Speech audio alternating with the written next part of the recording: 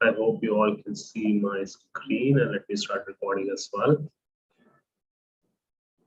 Okay, guys. So we have an interesting boot camp starting from today, guys. It's a 3-session certification boot camp, guys. So you get a certificate by the end of the 3rd session if you attend all the 3. So do not forget to attend all 3.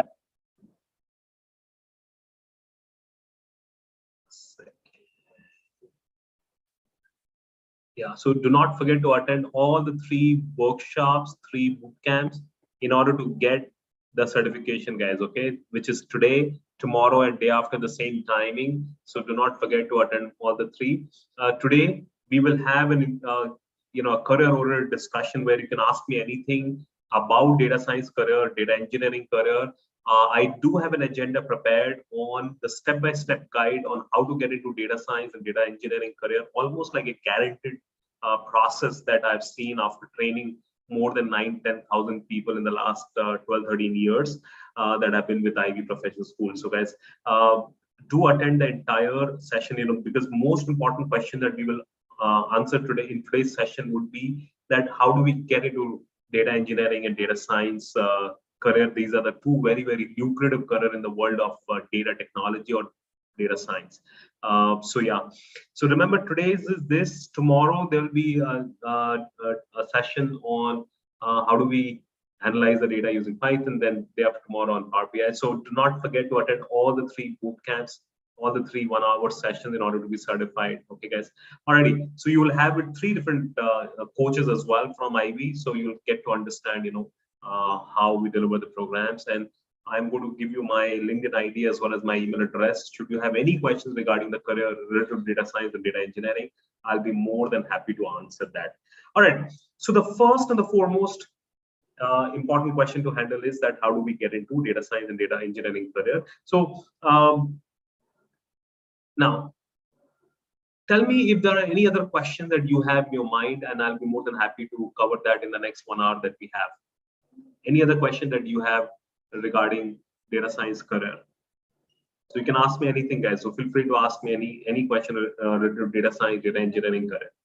Anything at all, anybody. So we got a lot of people attending the session today. So feel free to ask any questions, guys. Hello, sir. Yes, Vaibhav. Yeah, sir. How can we differentiate machine learning and data science? Well, machine learning is part of data science. Since you've asked that question, so we will cover that. So one of the question is the difference between ML and data science. All right. So data science is like an umbrella term, and ML is part of it. So we'll definitely talk about that as well. What else? Sir, what are all the subject covers in data science, sir? Okay. What does data science cover? It covers what? All right. What else? May I? Yeah. So what level of coding is required in the data science and data engineering field? Good question. It's a common question that I keep getting asked. So let me put it over here as well. This is a slide that I created. Ask me anything. So let me put audience questions. So you guys asked me this question: what is the level of coding that is required in data science? Okay, and the second question is difference between ML and DS. Okay, and the third question is what skills does data science cover, require maybe? Okay, what else? Sir, data, what about data science and data analytics, sir? Okay, both are similar. so difference between data science, DS, and data analytics. Okay, what else? Sir, can we get a roadmap to be a proper, pro data science engineer? Yeah, that's something that I will definitely cover. Roadmap to become a data scientist. Okay, I'll also discuss a roadmap to become a data engineer if at all you're interested in becoming one. From where to start learning, first step in learning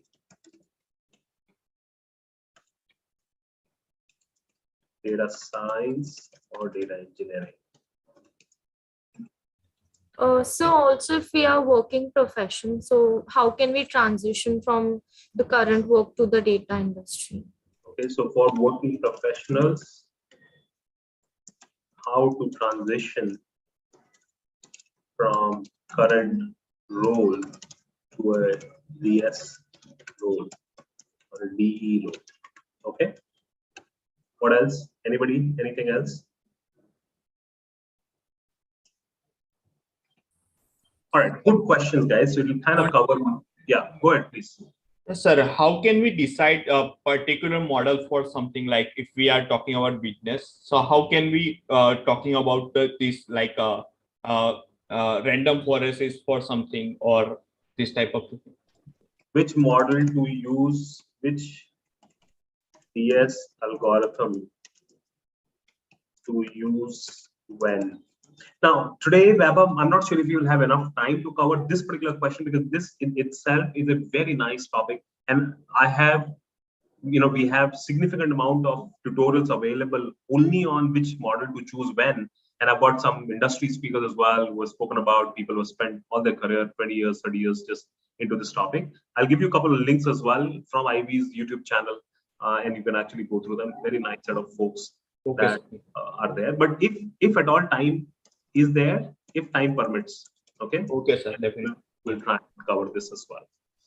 Okay, guys. Prateek sir, Yeah. Sir, what are all the tools covered in data science, sir?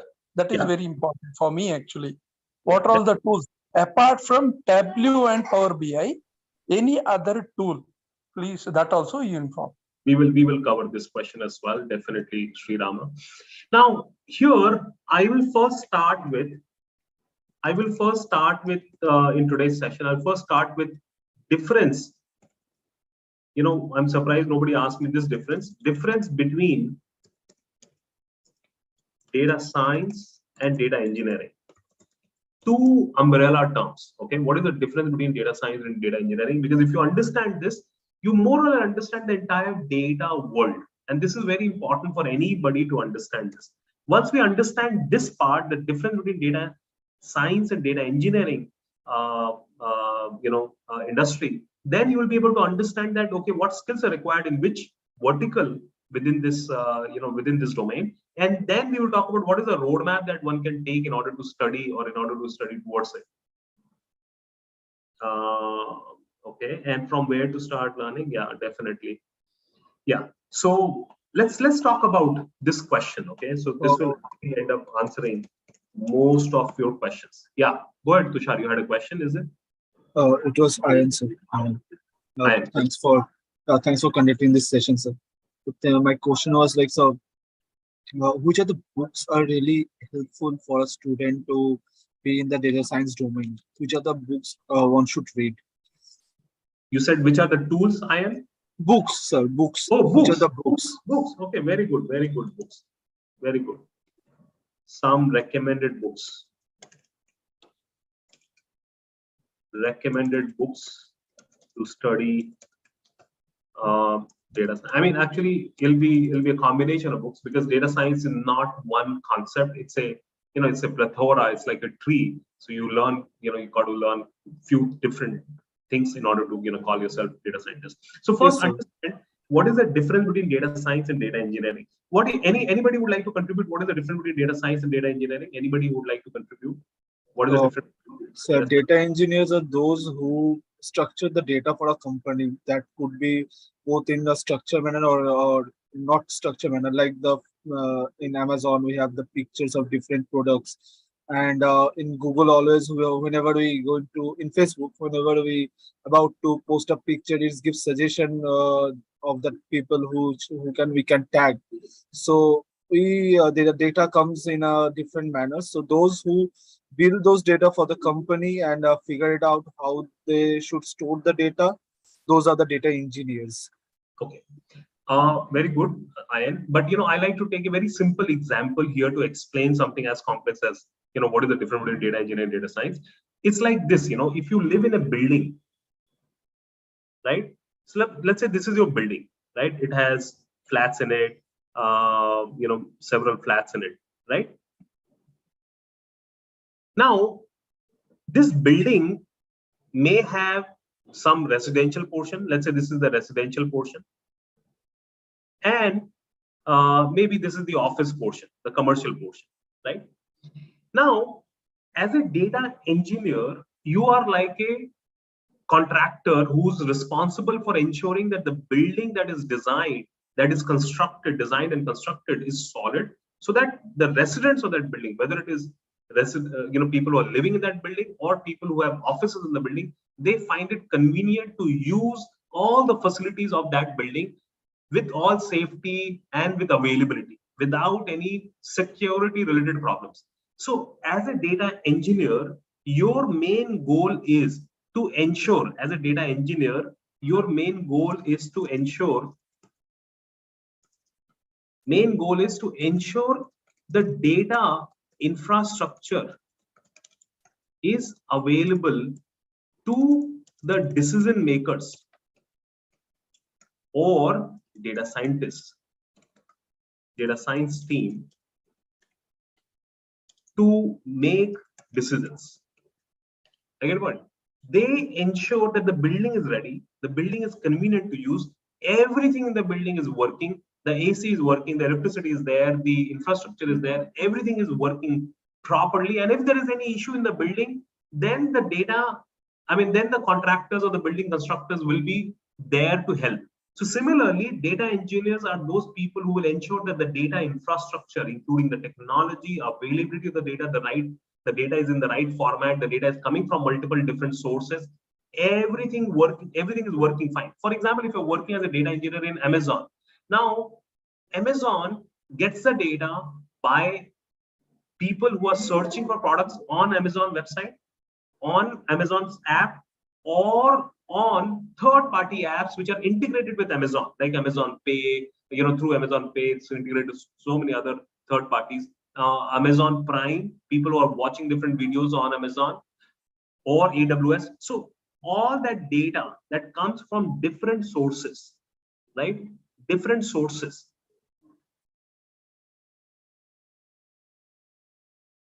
So all that data that is coming from different sources can be available together in one platform. That is the ultimate goal of a data engineer. One platform whereby then the data science team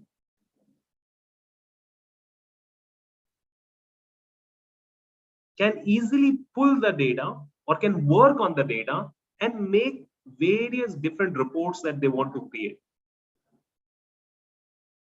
And these reports, these charts, these reports are what will help the data science team to make decisions, right? These charts and reports will then help us make decisions, and which is what the organization aspire to, that we should be able to make decisions very quickly. If you're working with Amazon, if all the data is coming properly, say for example, I'm a user of Amazon, I go to Amazon's I go to Amazon's website, and then I visit Amazon's Prime Video portal on my TV, and then the same visitor, same customer goes to Amazon's app and searches for the best shoes under 2,000 rupees.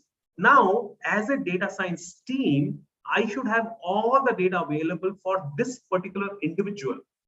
His users history in Amazon Prime, his users history on Amazon website, his users history on Amazon app, and his users history of or browser history or order history from the past. All those different types of data available to me, to the data science team, if I'm working as a data scientist, so that I can create various reports on real-time basis, on almost real-time basis, so that I can show the right product recommendation to that end user. And if I'm able to show the right product recommendation to the end user, then that end user would be more than happy. Then that end user would be more than happy to make that purchase. That is the ultimate goal of the data team, to be able to increase revenue and hence the profit, to be able to decrease the cost or the expenses. Revenue is nothing but sale. Cost, and if they are able to do this, if the data team collectively is able to achieve this, increase the revenue, decrease the cost, then the data team is adding huge impact to the entire business. That is the whole process, guys. Okay, that is where the entire data team works together. Is it making sense, everybody? So the data engineering team is the team which works on the technology front, which works on cloud, a lot of cloud technologies. They ensure that the data is readily available, correctly available without any security problem, so that the data science team and the data analytics team can use that data to make decisions. Is it making sense, everybody? In order to explain this a little bit one step further, I will use one image that I have borrowed from one of the great bloggers, Satish Chandra. So if you notice, I hope you all can see this. So this image has 5 steps in it: collection, ingestion, preparation and computation, and presentation. This is the entire data. This is, if I were to put it across, this is your entire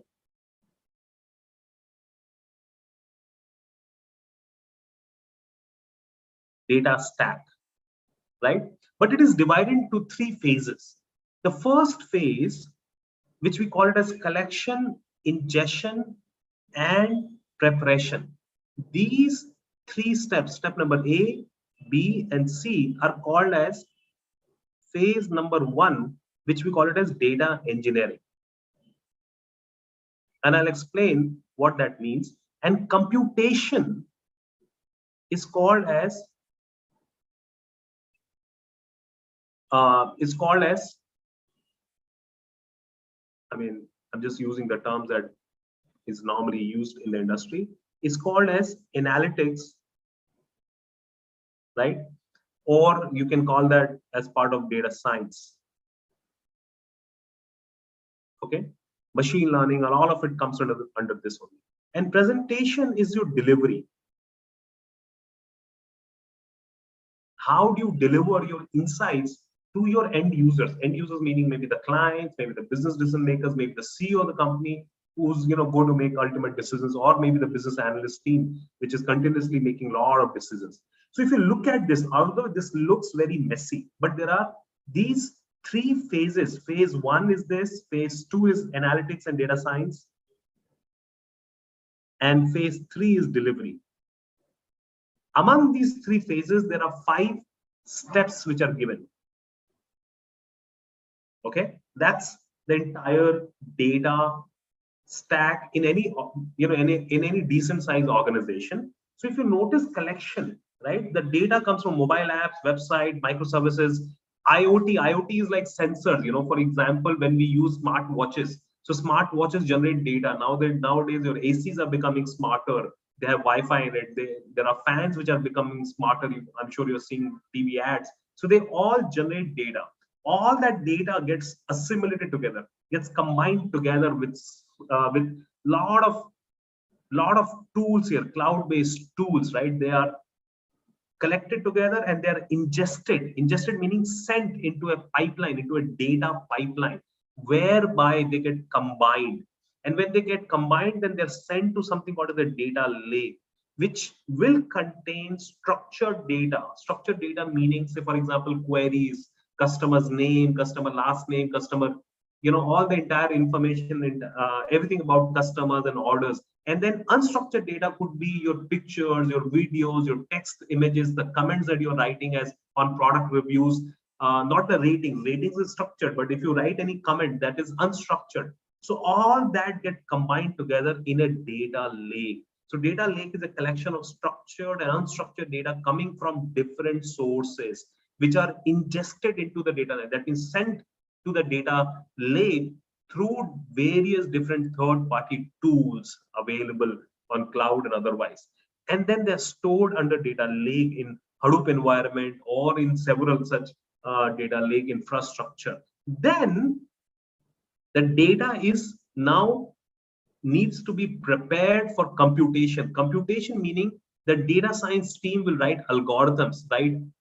Like one of the persons just asked me which data science algorithm or technique to use in what scenario. So data science has a lot of decision making models or algorithms that we end up using on depending upon what kind of data we are working with and what kind of business problem that we are solving. So the data which is there in the data lake is prepared in such a way that the data science team can access it on real-time basis.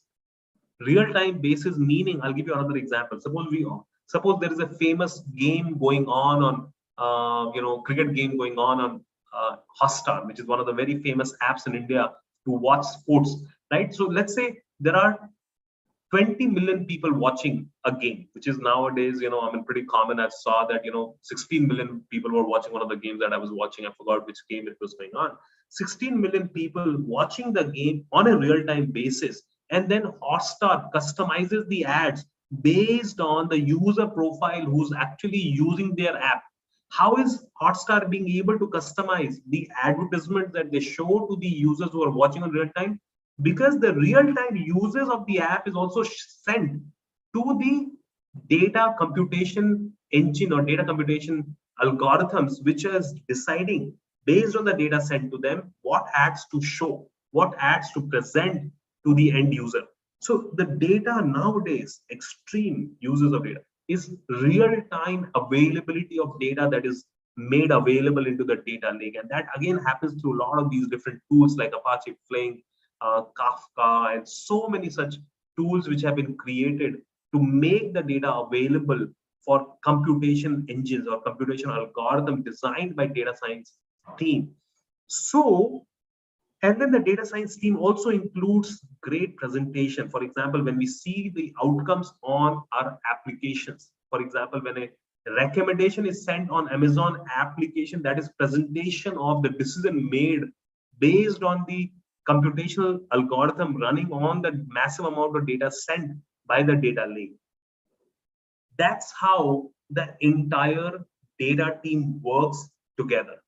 If you're part of the data science team, which is creating algorithms, creating recipes for deciding what action to take based on the data available, then you are part of here. But if you're part of, or if you are fascinated towards the data engineering side of it, cloud side of it, the database side of it, SQL side of it, then you are part of the team which is making sure that the data is available, large amount of data, correct data is available on real-time basis to the data science team. That is the boundary of data science and data engineering, but they work together very, very closely. Is this making sense, everybody? Any questions on this? So to learn data science, do we need to have a knowledge of C, C++, or JavaScript, any such languages? In which part you said? In the data science part, in the data engineering part? Data engineering part. In the data engineering part, the two skills, actually, if you ask me, more than C, C++ or any such coding language, what I strongly recommend that you should, in whether you're working in data science team or in data engineering team, you got to have very good understanding of Python and SQL. These are the two common languages, computer languages, that you should ideally be worried about, especially when you're starting your career. Forget about anything else. If anybody says anything else, do not pay attention to it. You understand why I'm saying so is that if you're good in Python, you can learn any scripting that is required anywhere.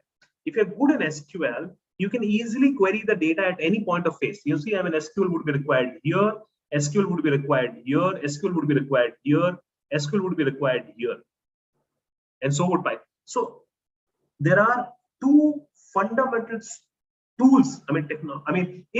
If somebody were to ask me 15 years ago, what should I learn when I was starting my career in the world of data 17 years ago?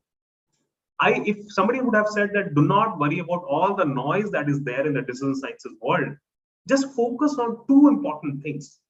Then I tell you, your focus would also be streamlined and you would not keep getting confused. So in Ivy's data engineering or data science programs as well, the first thing that we do is that we try and build a strong foundation on SQL and on Python. SQL, I take it personally, and I believe without knowing SQL, you cannot work, or structured query language, you cannot work with any data sources. And if you can't work with any data sources, you can't work necessarily. I mean, essentially, you can't work with data at all. And hence, if I'm interviewing as well, I would focus on these two things more than anything else. So in terms of C, C++, I would say do not worry about it. If you know, well and good, that shows that you can learn any other scripting language as well. But if you do not know anything about it, do not worry about it. There are only two things which are not very difficult for any non-coders also to understand. Believe me, I've trained more than 9,000 people in SQL alone. And I've come to realize this, that in Ivy's history of training 27,000 plus people, we have come to realize that the kind of coding that is required, whether in the data engineering stack or in the data science stack, is actually anybody can learn. My daughter was in 3rd standard, now she's gone into 4th standard. She has designed 65 plus applications, okay, with basic coding skills. And those coding is just a mental block that, I mean, coding is a big monster. But believe me, the kind of coding that we require in the world of data engineering and data science is the uses of coding, and you're not building an algorithm to fly a rocket, right? I mean, that's not your goal. You do not need to be extremely strong in data structures and algorithms, which you need to be if you're a full stack developer.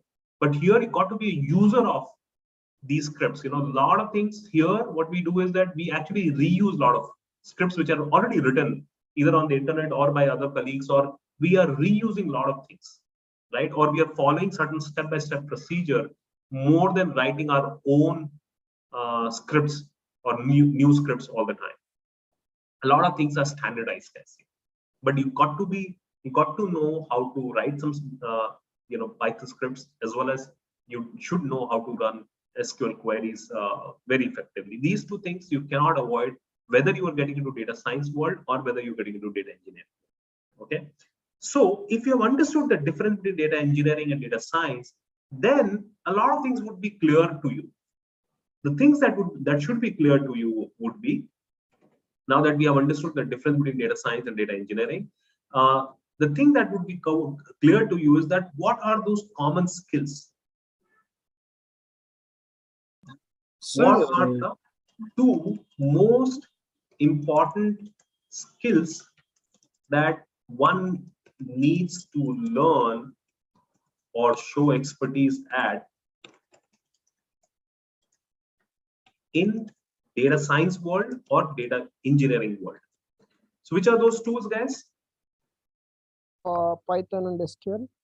Absolutely right. Python and SQL. So one is Python and second is SQL. Okay, these two things are extremely important. The third thing that I would also add, any person who wants to make a good, strong, serious career in the world of data, I believe that one should also be very good in data visualization or data storytelling. I know that a lot of data engineers do not agree with me on this part, but believe me, I mean, even if you're part of the data engineering world, you should have at least decent understanding of one of the visualization tool. And believe me, a lot of times I've seen, even if you do not write advanced machine learning algorithms, but you are good in visualization of the data, then you can easily talk about data with anybody.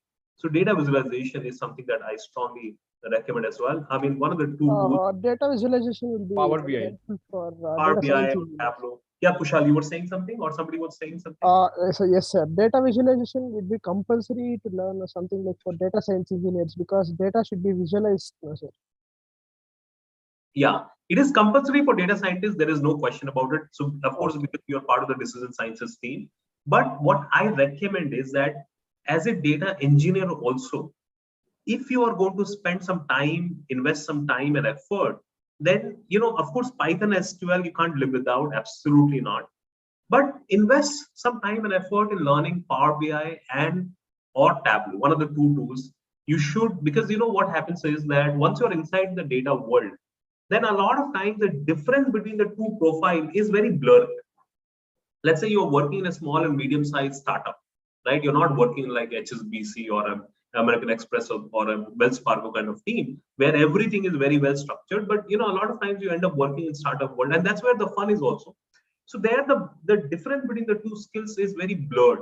So you want to be able to showcase some, at least some basic understanding of being able to create visualization, some basic visualization, basic dashboards, even if you're part of the data engineering.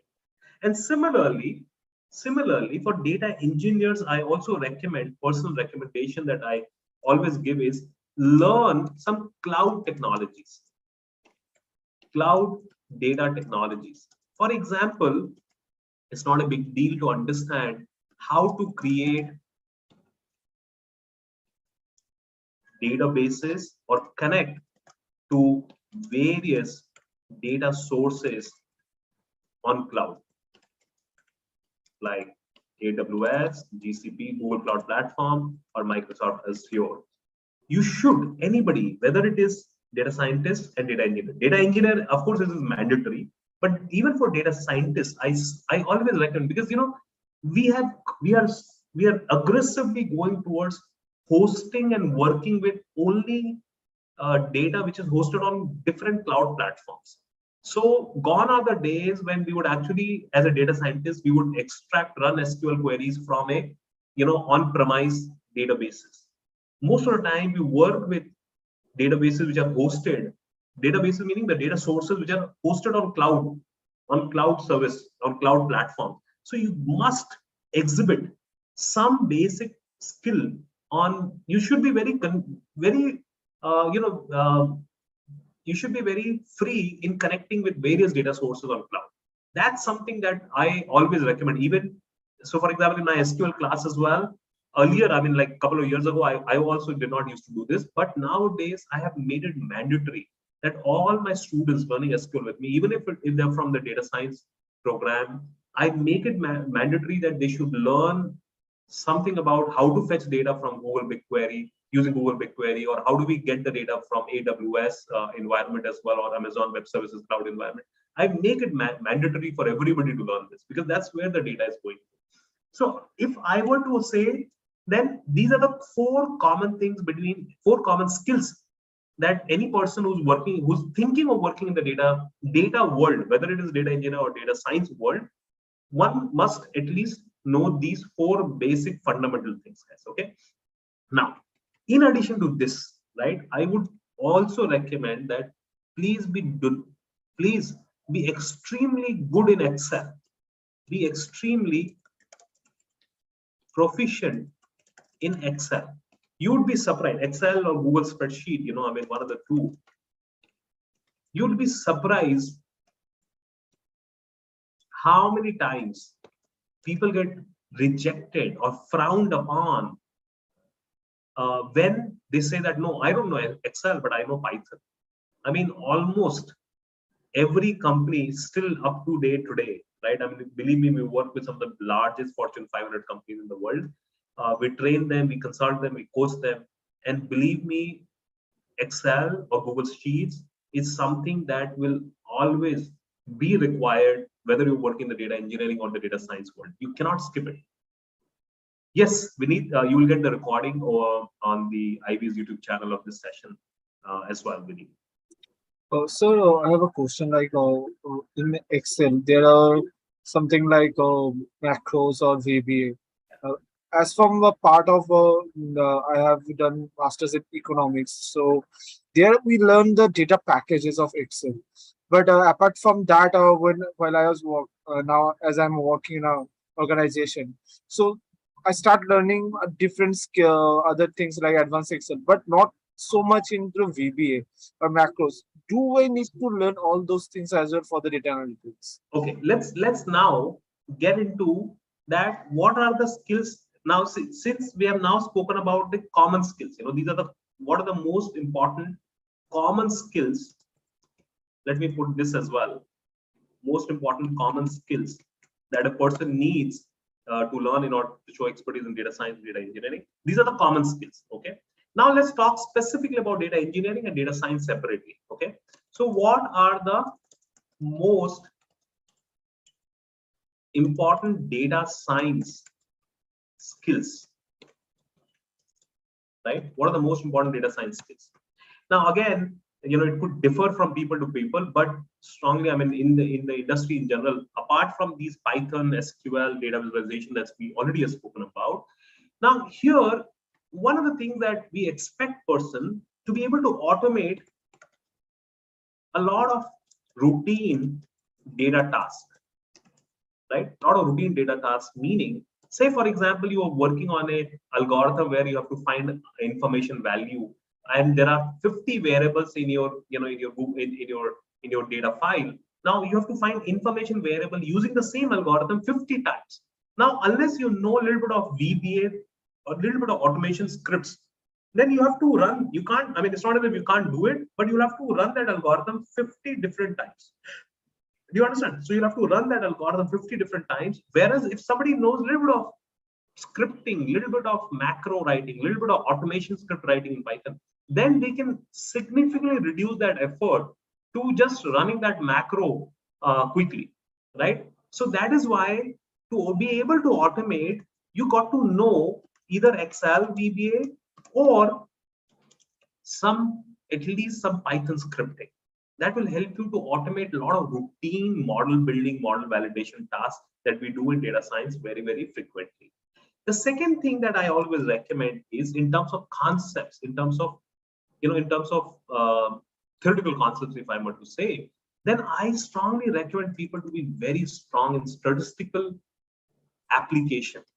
When I say statistical application, please remember, it starts from your school level statistics, for example, central limit theorem, mean, median, mode, standard deviation, probability distribution, right? I mean, those concepts and their application in the real world. So just almost take any 10+2 level of econometrics or statistics book and start reading chapter by chapter. Focus on a couple of important concepts like, and I put it into my slide deck as well, which I'm not using per se, but I will just give it to you. We'll talk about this as well.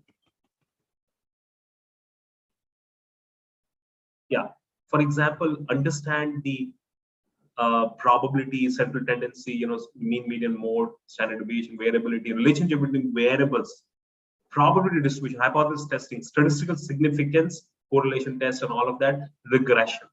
These concepts, actually, if you have had econometrics or statistics in your school level, most of these concepts we learn at the school level, which means anybody can learn this. Please understand, anybody can learn this. Okay, you do not have to be a statistician, you do not have to have a BSc in statistics or MSc in statistics to learn this. But if you do not learn statistics application, then what happens is that you'll find it difficult to create decision models. And decision models are equations which help you make decisions. Okay, for example, if somebody is buying rice on Wednesday afternoon, what is the probability that that person will also buy surf? Okay, I mean, in fact, a lot of retailers solved this kind of a problem, that they realized that a lot of people, based on past data, they ran some statistical algorithm, they figured out that people buying rice on Wednesday afternoon between 3 p.m. and 5 p.m., they have 80% and above probability of buying surf detergent as well, right? Strong correlation, affinity model. So such models, such decision-making models can only be created, or algorithms can only be created, if you have some bit of statistical application understanding it, without which you will find it difficult. I get the point. This is something which is very, very important for any data engineer to be able to understand. Okay.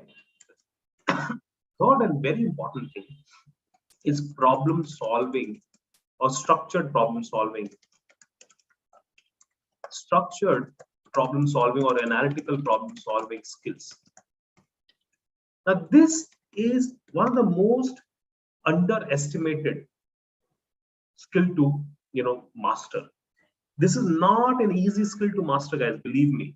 If you have to master this, then you've got to be prepared to be able to solve various different data problems. Just to give you an idea what these are, so I have to write on it.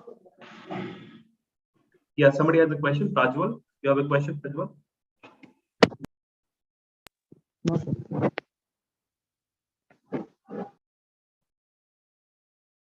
All right, thank you. Sir, I have just one question. How much time we have to dedicate ourselves to learn all those skills? Will it be take 2 years or 1 year something? Well, I mean, here's the thing. I am good question for you. Good question that what is the time period that it takes to kind of master most of these things. So if I were to put it this as a question, what is the time period to learn DS skills to get into the first job? Okay, because again, this is like an ocean. Generally speaking, in my experience of 12, 13 years of coaching people and consulting, I have realized that if somebody is able to put 15 to 20 hours per week for 6 months, 6 dedicated months, that means any free time that you would have, you should be willing to put onto data science or onto learning data science, then that is the time period it takes, minimum. Okay, bare minimum.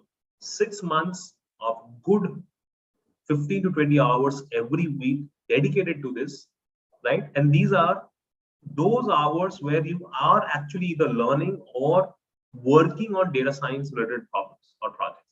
If you're not able to do that, it is fluke. You may or you may not, but if you're able to do something like this, you will 99% chance you will. Okay, so that is, that is based on the experience that I've had over a period of time. Now, what is problem solving and what are the structured thinking skills that one must need to learn? Guesstimates. And this is step number 0 I recommend, okay, because almost in all data science interviews, these kind of questions would be asked. Guesstimate are those questions that how many people have traveled from station A to station B in the last 1 week in this particular metro. And the interviewer may ask you that you travel through this metro route very frequently. What do you think is your estimate? And the questions could be, I was asked once that how many crows are there in New York, Manhattan area. I was interviewing in Chicago, had been to New York a few times. So the interviewer asked me that you've been to New York. What do you think? How many crows are there in New York, Manhattan? How do you estimate it? Such questions look weird, but believe me, these kind of questions help the interviewer to judge your structured step-by-step thinking process. You can't simply say that, okay, there are 100,000 crows, right? So the interviewer would be willing to understand how did you. So the ultimate answers do not matter much. What matters is that how did you approach, to get into that ultimate answer. So the approach is very important in guesstimates. Logical reasoning questions can be similar to the CAT kind of question that you normally get. I mean, a lot of logical reasoning, logical puzzles questions that are asked in the CAT MBA interviews or GMAT interviews. Similar logical reasoning questions are also asked in the data science world. Data interpretation, this is also very crucial. You will be given some data, you will be asked to interpret, right? And the data will always be limited. You'll have to apply a little bit of common sense as well. Again, you can prepare on these things by preparing, and especially on these things as well, quantitative aptitude. On these 3 topics, you can prepare by preparing for any MBA. Try to do at least 50 questions on each one of these sections, okay? And try to do at least 30 questions here in guesstimates. Easily Googleable. You Google and you'll find quite a few questions on it. Believe me, any good interview, any good company would have a round on this. A lot of times 0 round on this, meaning if you do not cross this round, you're not asked to go on to the next rounds.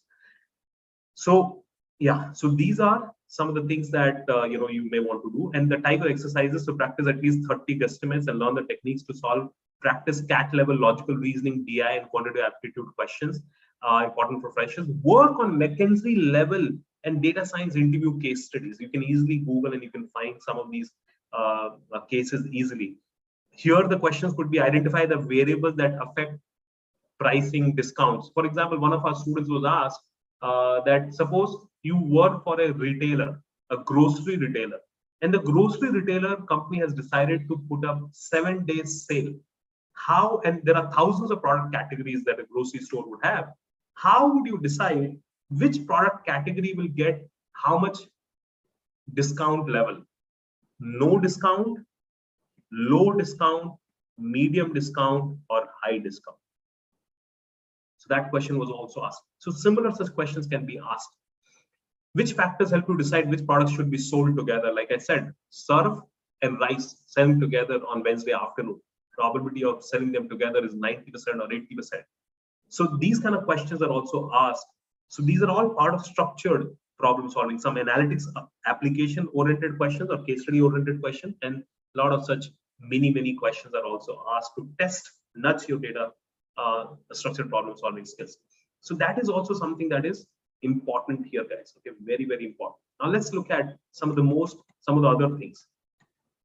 Dashboard and automation we have already spoken about, so I'm going to skip this part. Step number 1. So that was step number 0. Step number 1. Now step number 2, data manipulation using SQL. Without this, you cannot work with data residing in different sources. So this becomes important, and of course, I will give you the slide deck as well. You can go through specific SQL topics as well, but I'm not going to go through them. Remember to do at least, your resume should show at least 3 projects. Okay, various projects you can work on it. In Ivy, we make people work on at least 8 or 9 different projects in SQL.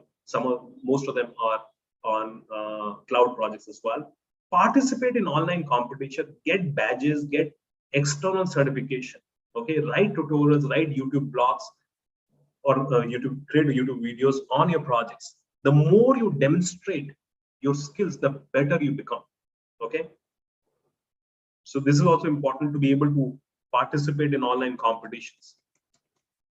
Then statistics application we have already spoken about. Visualization also we have spoken about, very important, step number 4. Okay. And then step number 5 is predictive modeling, right, which is machine learning algorithms. So somebody had asked, what is the difference between machine learning algorithm and data science?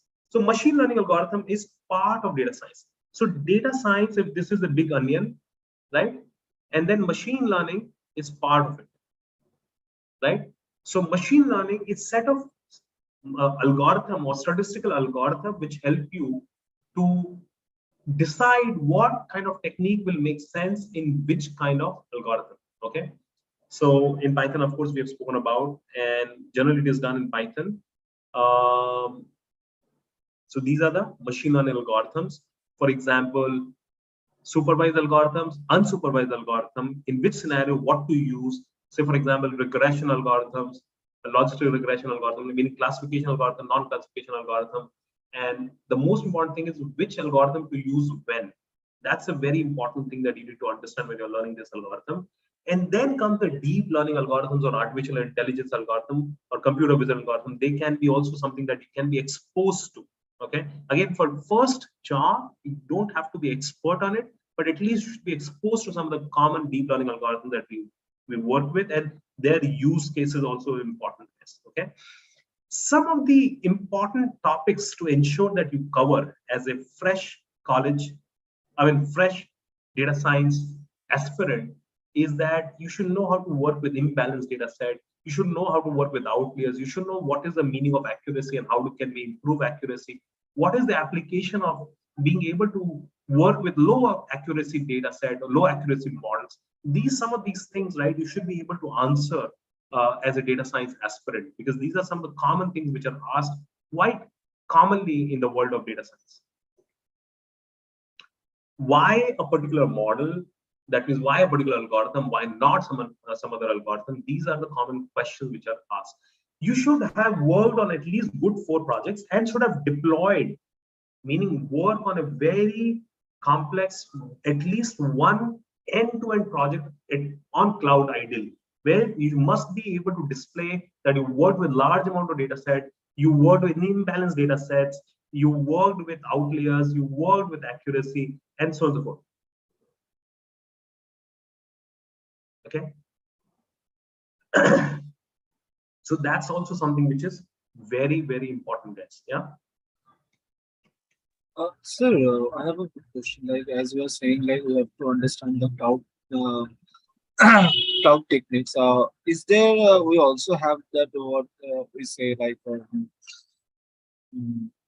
fetching data from different website using beautiful soup. Is that also part of it? Absolutely, it is one of the Python scripting thing that packages that you need to learn in order to be able to extract the data from multiple different sources. I get point. So which is actually part of this part. Okay, okay. So from as you said, end-to-end mean from constructing the data from a platform to run the algorithm and get the inside of it. Yeah, if one person can do everything, then great, right? Let's say, what happens, Ian, is some people who are a little more technology oriented. So they tell me, Prateek, I'm not an algorithm person. I don't like statistics. I don't want to learn statistics.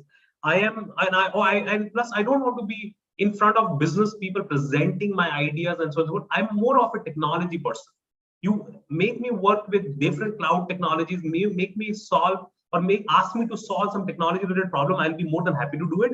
In that case, what I would suggest is that focus on the data engineering side of it, right? And focus less on the data science side of it. But again, as I said, you should still know a little bit of data visualization, because you don't know, when you work on a company, you'd be surprised how many times you'd be asked, then at least, just create some basic data dashboards. You got the data from different sources. At that point of time, you can't say no. So yes, if you are more into the scripting side, on the technology side, then I would say that there is a lot of interesting stuff, interesting problems to solve in the data engineering, and a lot of opportunities are also available. But if you're more towards decision sciences, you have a mind to solve business problems, you have a mindset to be able to work with different business scenarios and being able to solve problems in it. If you are inquisitive about businesses, inquisitive about how businesses work, how you have a questioning mind, then I would say that go towards data science side of it. There are a great number of problems to be solved. But remember, even as a data scientist, you got to know at least a few things on being able to bring the data from multiple different sources. If you're not, then you'll have limited source. You'll always be dependent on somebody else. Is it making sense, everybody? Yeah, sir. One who want to start his own startup, like after doing the course, is it going to be very necessary to know all the stuffs, because it will then help them to structure the data to end-to-end project?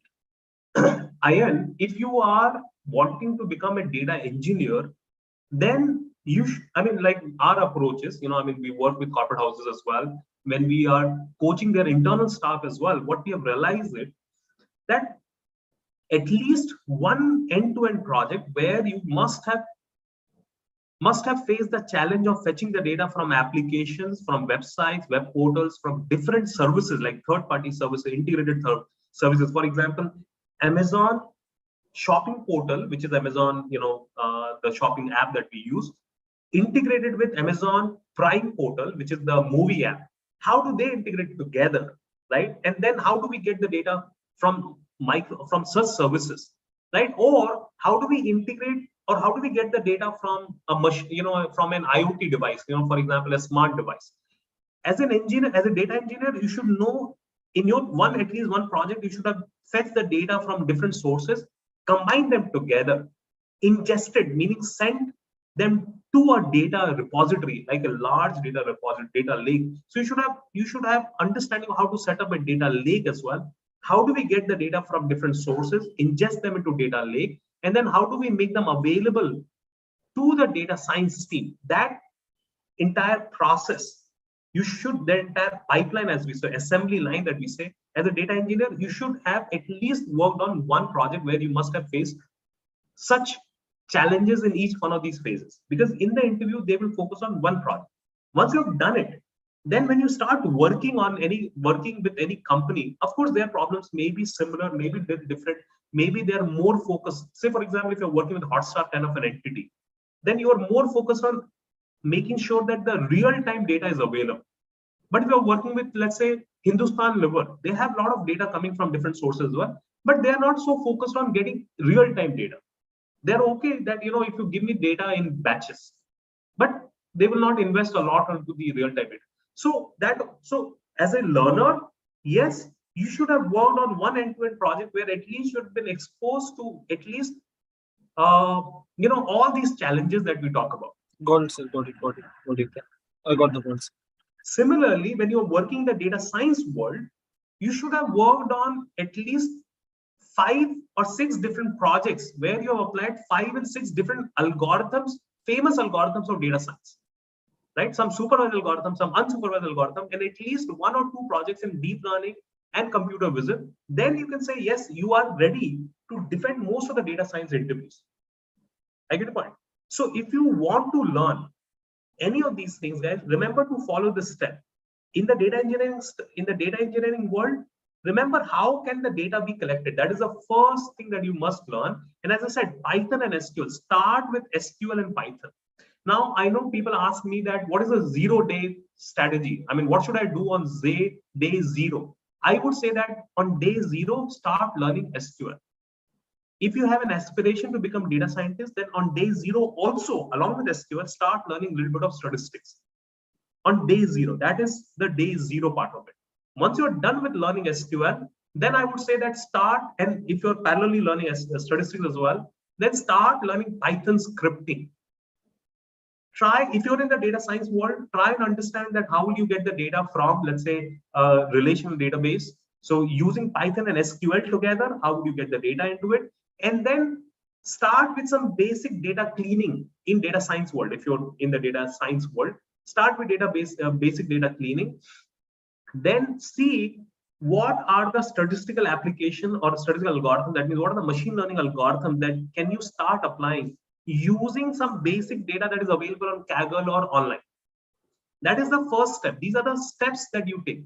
And then you must have at least worked on one project as a data scientist where you were able to apply one of the common data science algorithms, right? Once you are done with it, then identify a real life project, at least one of them, right? Where the data is huge, where you can work with most of the challenges that I've spoken about in the data science world, right? So that's how you prepare. In the data engineering world, you start with data collection. You start, how can I take the data from different sources, combine them together? Then you worry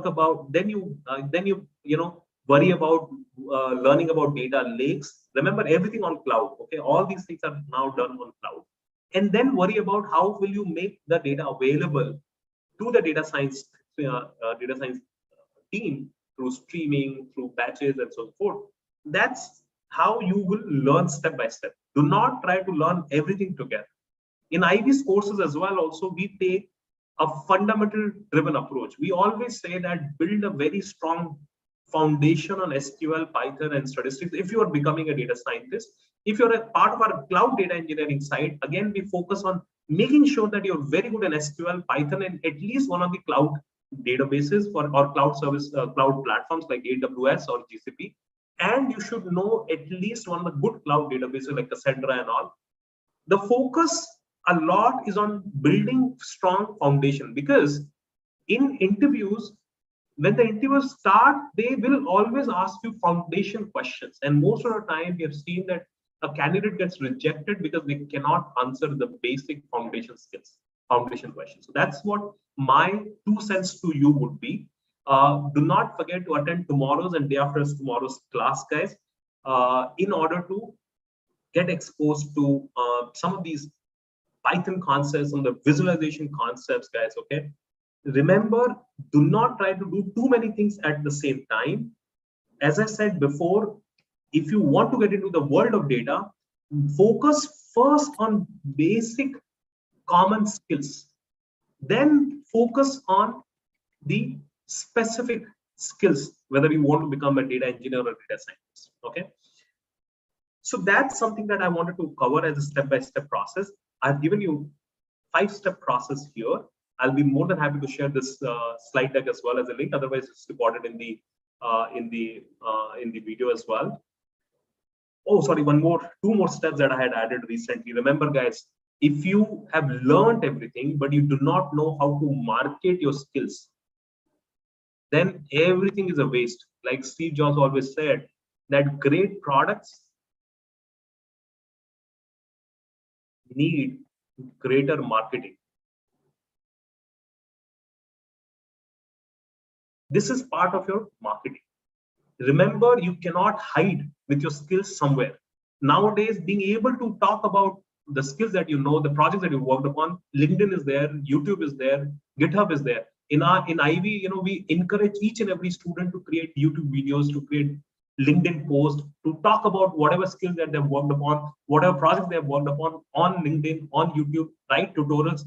The moment 3 years ago we started doing it, our conversion, our conversion meaning our interview conversion has increased at least by 25%. So it's a significant, and most of the time nowadays our students don't even require our help in finding or getting the job. They get approached directly by the recruiters since the time they've started doing it. I've also done one thing, guys. Here I've given this is a video that I have recorded myself. So I've given a link here. I've given a link here on tips to make a great LinkedIn profile, guys. You cannot skip it. Everybody has to have a strong LinkedIn profile. You cannot skip it. It's the most important tool set in the professional world. Tushar, you have a question? Hi, so I would like to ask this one question. I have been studying MLDL, computer vision to be able to get a job, right? So what I have noticed recently is whenever I sit for an interview, whenever I sit for even an internship, the MLDL part is something they ask in the interview. However, for the technical rounds, I don't know why they are still testing us for DSA. Well, here's the thing, and Tushar, it's a good question. The idea is that if you know basic algorithm building, and that's what they test through DSA, right, Tushar? If you do not know that, then they cannot judge your thinking ability. Because if you remember, the first thing I said, step number 0 is problem solving skills, Tushar. Do you understand what I'm trying to say, Tushar? Yeah. So unless you have a strong logical problem solving mind, you would not be very, very successful in the world of data science specifically. And that is the reason why a lot of companies in interview round 0, they will ask you some basic DSA algorithm questions. Very, very basic, fundamental. It's not be like a full stack developer. I'd be very, very surprised that if any company would ask you the same level of DSA question that a full stack developer is asked. See, I'm a computer engineer. And I've been on the data science world. I've interviewed a lot of people. I continue, in the last 12 months, I must have hired more than 150 people. My philosophy is that, yes, anybody should have some basic DSA algorithm skills, because if you do have that, then I'm more or less comfortable that you can actually work with these algorithms that we will be working upon in the data science world. Tushar, everything else can be learned. Yeah, I would also like to ask you that since DS is also important for this, how do we go about that in Python? Since a lot of DSA problems that they ask, a lot of questions that they ask are based on arrays and linked lists, and these are some of the concepts that are not present in Python itself. Actually, so should we learn another language? Tushar, I'd be surprised that in a pure data science interview, if somebody is asking you linked list kind of questions, I would not be surprised if they ask you some basic for loop and data structure related questions. But I would be very surprised if they're asking about optimization related questions under DS, which is part of DSA. Full stack developer should know it. A lot of times the recruiting managers are clueless. They think it is IT, and IT is, software programming, and they end up building the question like that. So I'd be very surprised, Tushar. Okay, thank you. Unless you read the job description properly. If the job description says that, hey, we can make you work as a full stack developer or something with the data, I'd be very surprised. Those are poorly written roles. Actually, be very wary of such companies, I would say. See, from Ivy, we have students in LinkedIn, we have students in Google, we have students in Amazon. All these companies are very well structured in the interview process. There is a logic behind anything. I would be very surprised why would anybody ask you pure DSA optimization related questions as part of data science interviews. I'd be surprised. But I mean, since you asked, the basic DSA question that I always recommend my learners is that just open Google, go through 25 to 30 DSA common questions asked in interviews. Remember, if you're able to do those pseudo algorithms for 25 to 30, it's really not, even if you have to mug them up, believe me, most of the questions are similar. You'd be surprised. I mean, when we build our questions as well, that's the first thing that we do. I mean, we do not sit here, my tech managers don't sit and write the questions. We normally Google, we pick the question that we like the best. Okay, thank you so much for this. And the last step that I recommend is resume. Please, guys, please make your resume focused on data engineering or data science skills only. Even if you have even if you've had experience in the other industries, please forget about that experience. Only focus, your first page should be only focused on the data engineering or the data science related algorithms or the tools or the projects that you've worked on, right? You can give one line description as part of the experience of other industries, okay? One other thing that I have started, I mean, we have started doing in the last 3 years is that we have started creating social resumes.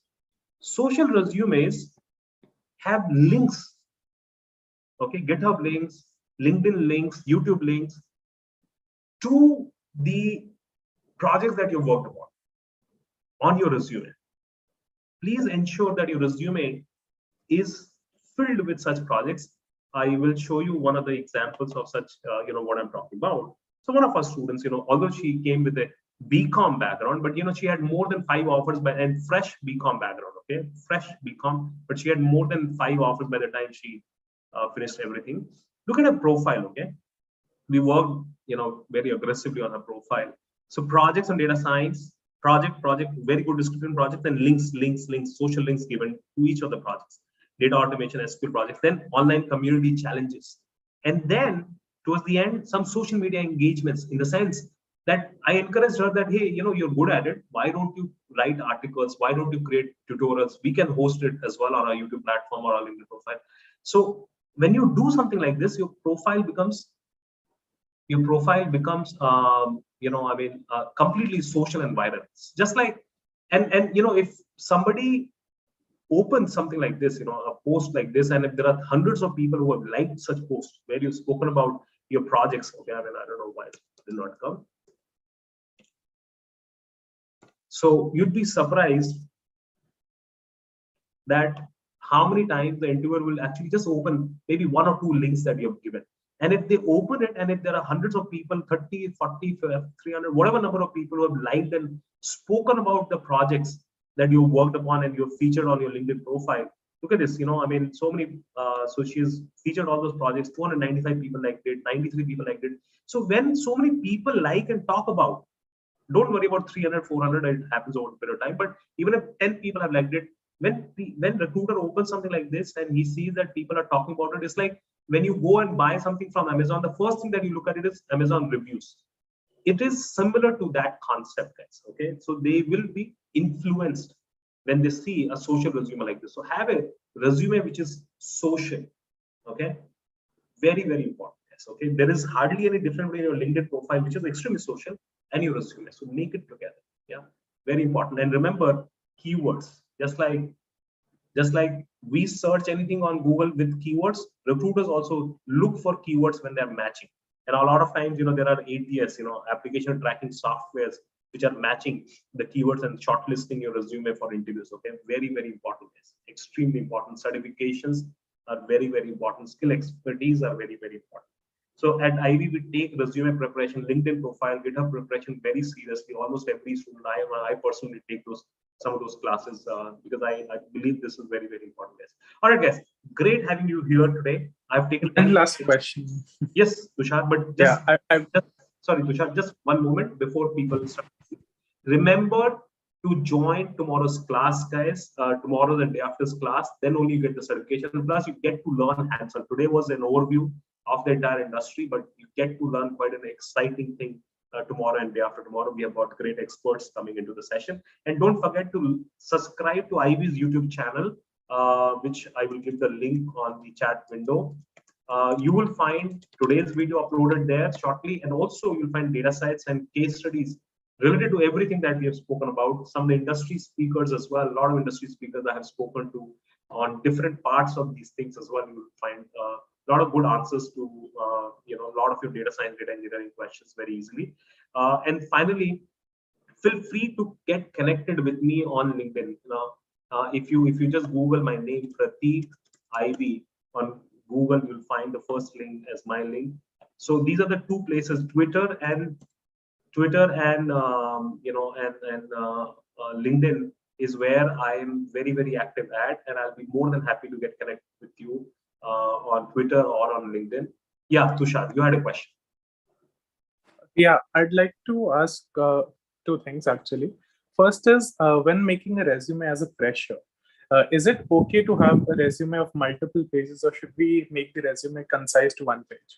I mean, I prefer if your resume is less than equals to 2 pages. Most preferred is 1 page. Most preferred. Okay, there is no question and doubt about it, right? However, if you want to showcase, never go beyond 2 pages at all. Okay, if you want a good number of projects, you can go to up to 2 pages. But again, if you can do it on 1 page, and believe me, there's so many students who have done it as well. You'll be surprised. So, I mean, I prefer one page resume more than anything else. Like, this is a 1 page resume, even though this person had a couple of years of experience and had done a program. Look at the projects also that he has given. It's an ATS friendly resume format also. Yeah. I mean, I prefer 1 page resume. There is no doubt about it. Tushar. Okay, thank you. And what are some keywords that we should have in the resume as a data scientist? The same skills that we spoke about, right? I mean, the same skills that we spoke about, depending upon what kind of career choice that you're trying to make, whether you're tilted towards data science, data engineering, or a combination, you got to have those keywords. Intelligent people as part of projects. Thank you so much. Yeah, Madhula, you wanted to say something?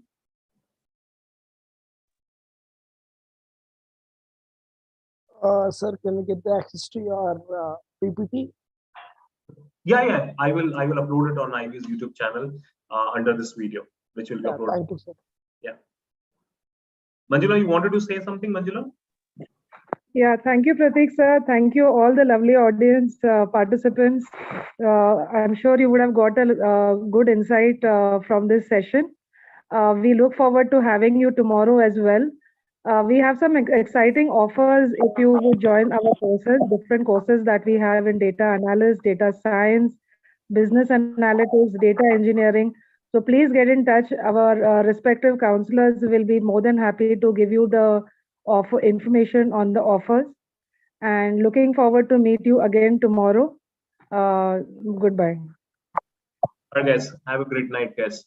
Do not forget to get connected with me on LinkedIn, and do not forget to subscribe to Ivy's YouTube channel. Thank you, guys. Have a great one. Bye-bye. Thank you so much, sir. Thank you Yeah, very thank much. you very much, sir. Thank you. Yes, sir. Thank you so much. Thank you very much, sir.